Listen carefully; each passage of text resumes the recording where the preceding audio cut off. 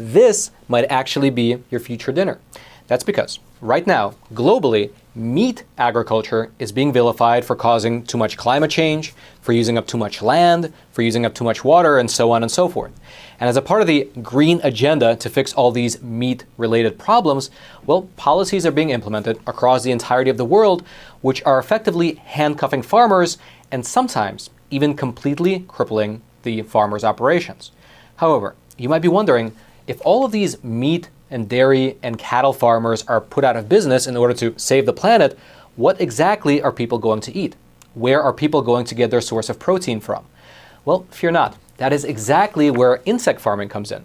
For the past 10 or so years now, international organizations like the United Nations, the World Economic Forum, the European Union, and so on and so forth have been working relentlessly to push forward and to normalize the edible insect industry, which might help to explain why, seemingly all of a sudden, we're seeing all sorts of celebrities endorsing insect food, we're seeing media outlets across the world normalizing edible bugs, and we're even starting to see children have insects be introduced into their school lunch programs. However, in order to explain how we got to this point, let's start at the very beginning.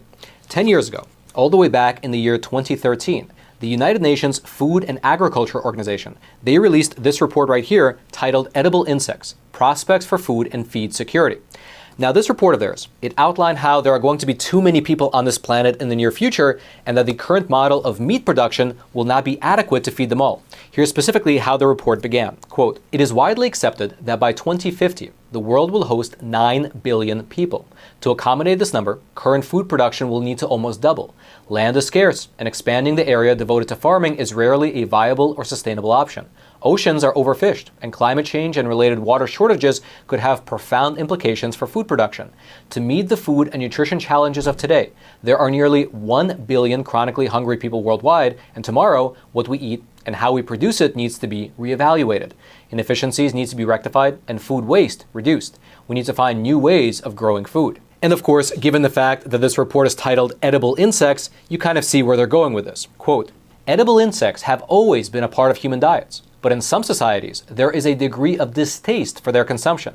Insects offer a significant opportunity to merge traditional knowledge and modern science in both developed and developing countries." Now, this UN report, again, published 10 full years ago, well, it's now considered, in retrospect, one of the foundational documents in this effort to bring insect eating into mainstream Western culture. And just as a fun fact, in this UN report, there are some possible solutions to getting over people's resistance in the West to eating bugs.